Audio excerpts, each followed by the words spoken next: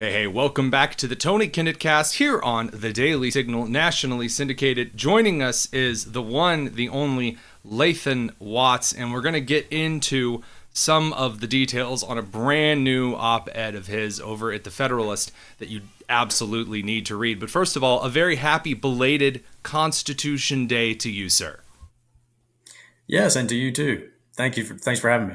So, obviously, the same thing that outraged me outraged a lot of Americans. Although I shouldn't say surprised, because the New York Times is worth about as much as its weight in toilet paper, if that. The New York Times recently published an article called "America's Constitution is Sacred. Is it also dangerous?" Ooh. And you very articulately pointed out in this article over at the Federalist that that's one of the silliest, stupidest things that has perhaps been published in some time. So break it down for us before we get any further into the conversation. Certainly. So to save people the time of reading the article, as you mentioned, because that would be about 15 to 20 minutes of your life you'll never get back, um, I put in my response that, is the Constitution dangerous? A simple no would suffice. But the fact that a publication as widely read as the New York Times would even ask the question is an indication of a much bigger problem. And that is that the Constitution is not widely understood, that there is a sort of national amnesia about the principles that are contained in the Constitution and the success of the Constitution for a couple of centuries now. And and Constitution Day being the day that seemed like the best day to run this piece at the Federalist, um, really should be a day that is observed, frankly. And I put in the opening of the piece that it will likely go unnoticed because no one gets a day off from work. There aren't any furniture sales, and no one's getting famous, making a viral TikTok about the separation of powers or federalism. But the Constitution is a covenant between the governing and the governed. And how can a covenant be upheld if neither side understands it or respects it? And so, if there is a danger associated with the Constitution, it is not the document; it is the popular ignorance of it, and how that leads to then electing uh, government officials with no respect or adherence to it. And that's really the key issue, that you have a lot of individuals who, anytime you have some kind of a qualm over a law, over some type of a tragedy that occurs, people immediately run to kind of the most surface level policy that we can pass that unilaterally either bans something or provides something universally with infinite funding. And those are considered kind of the two levers to pull. And it's such a disgrace with how the founding fathers set up the Constitution, because you don't have to run to those two extremely populists or extremely popular, meaning mob rule style levers to pull, which end up destroying every single republic that runs back and forth between banning something and then universally providing something. I mean, you can point all the way to the any number of French republics, to the Weimar Republic, to those that collapsed in South America, to, of course, Eurasia. When we look at the situation we're at now, you point out that it's not only people who are kind of screaming out against the void that they are entitled to something, or that something needs to be banned. They're entitled to the right from something, as we hear a lot of the anti-gun activists say. Why do you think that we've made it so far as a country into the stage of electing leaders that don't understand the Constitution either, without suffering some of the long-term effects of kind of irreversible degradation of the republic? Oh, that's a fascinating question. I think, honestly, my gut reaction is because of the brilliance of the Constitution itself, the Mm. principles that are contained in there of limited government, separation of powers, a keen awareness of the fallen nature of man. That when people are in power, they are inclined to protect that power. Those, I think those principles and the institutions that are contained in the Constitution are still sound. And part of the humility and the brilliance of the founders was they wrote into the Constitution a way to remedy any shortcomings in the Constitution. Hmm. So I think there is still a public understanding of a lot of the concepts with, but we don't see it play out. It's not talked about really in campaigns. It's hard to put together No. a 30-second soundbite on the principle of limited government and the brilliance of separation of powers and the Article 3 judiciary and the fact that our administrative state exists because the legislative branch has basically abdicated its lawmaking authority to the executive branch. That's tough to fit into a TikTok video. That's tough to fit into a 5-minute Fox News interview or a campaign commercial. So even though I don't think we hear in our political rhetoric sort of a deep discussion of those things, I do think there is still a basic knowledge of it, which gives me hope. Hmm. And I think that, particularly, I'm a parent, particularly as parents take a responsibility to make sure that your children understand these things because they are not likely to be taught them with any depth in government run schools, that there is hope for the future.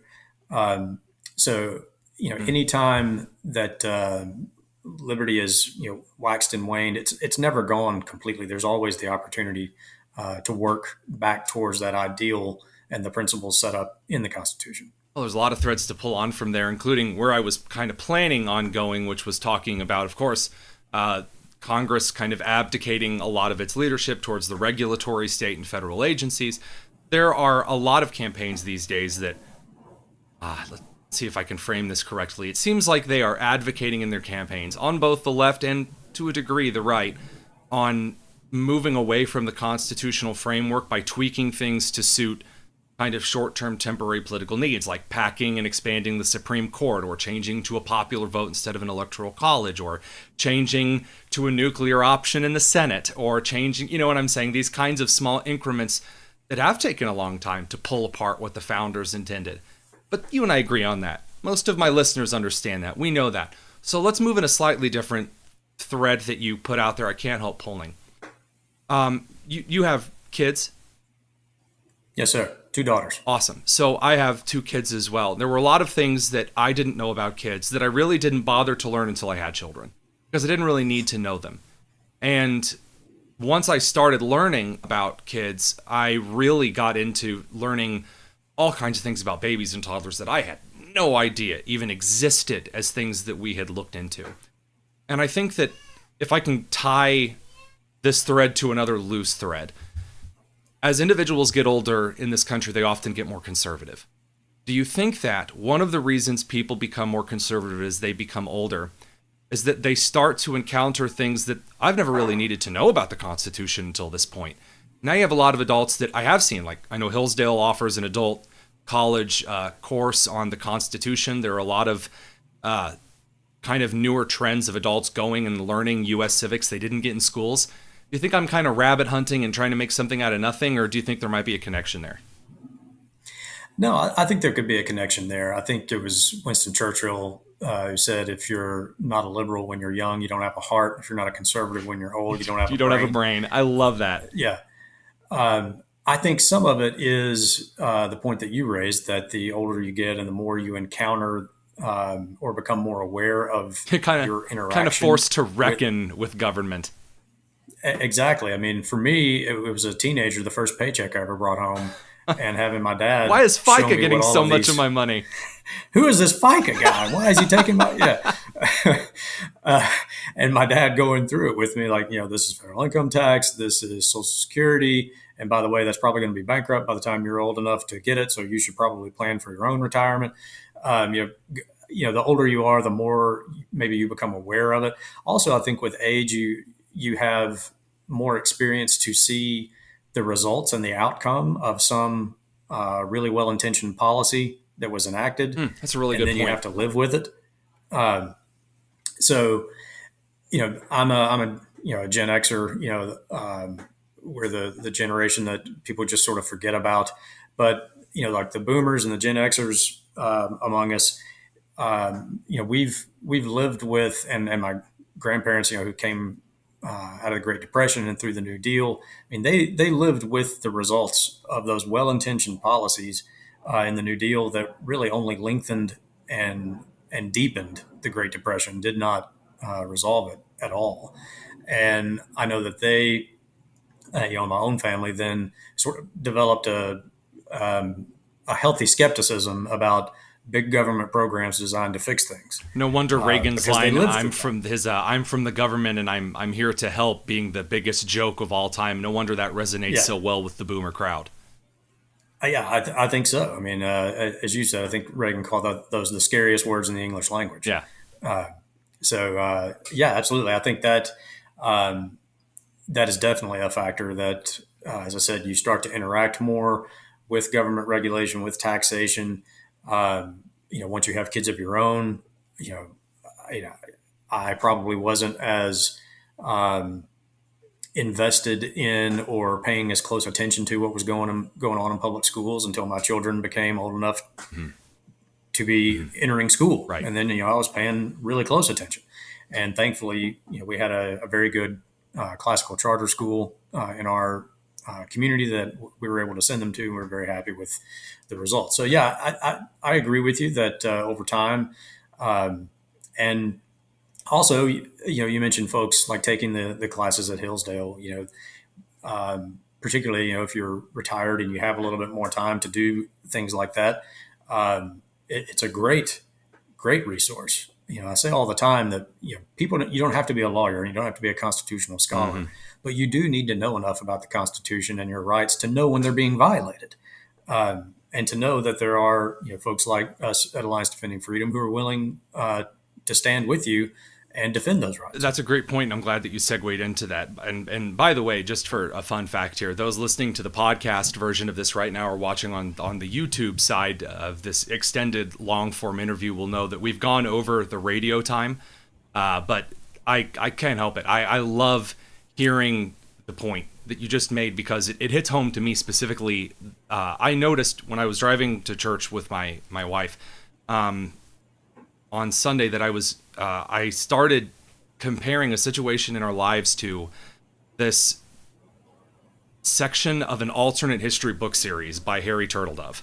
And I just like a random fictional novel comparison all about George Custer. And I was in normal conversation and I thought, man, I really need to read a few more really great, deep thinking books, because when you think about how much we reach into our knowledge today of, sitcoms, TV shows, memes, novels that we enjoy reading, that we really aren't spending enough time, likely.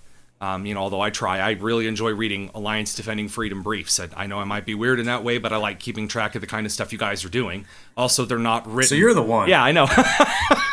They're not written like sandpaper on the eyes, like a lot of academic papers I used to be forced to read. But I think that, at least for me and a lot of others who are, saying, well, maybe how do I improve myself or my family, or how do I take kind of a next step? Got to look at what you're putting into the take. And studying the Constitution is excellent. You should be reading the Federalist Papers. But you also need to read some other excellent works on philosophy, modern discourse. I mean, Lord knows there's enough of these books that are being churned out today to give you a good foothold into it. And I don't know. That's not exactly a great springboard for a question. But I don't know. If you had like a similar experience, I know that as the VP of Public Affairs for ADF, obviously you're dealing with this kind of stuff all the time, so that may not be the world's most pressing question, but I don't know. Have you felt kind of a similar push to digging into some of the meat instead of the milk? Oh, certainly. I go back and I think about, as a first-year law student, you take a 2-semester class on constitutional law. And I had a brilliant professor, man who clerked for 2 Supreme Court justices, just brilliant mind. But in 2 semesters of constitutional law, we were never assigned the Federalist Papers to read. That's insane. We spent, the majority of the class basically learning case law and how to apply case law. And so the short answer to your question is yes. I've done a lot more reading, going back and rereading some things that maybe I had read as a younger man that might not have been mature enough to get the full benefit of, but also some things that have been written, here recently. Os Guinness has a great book called The Magna Carta of Humanity that I would recommend to anyone discussing sort of the moment that America is in, and the choice between the difference between the revolution in France and the American Revolution, and the principles of them, and how America has a choice because it has started to drift more towards the French revolutionary ideals. Another just personal favorite of mine, written by Daniel Hannan, called Inventing Freedom. Yes. Yes. Brilliant book. I haven't heard someone Great mention book. that book. I mean, like maybe once or twice. And Dr. Kevin Roberts from Heritage Foundation recommended that one to me.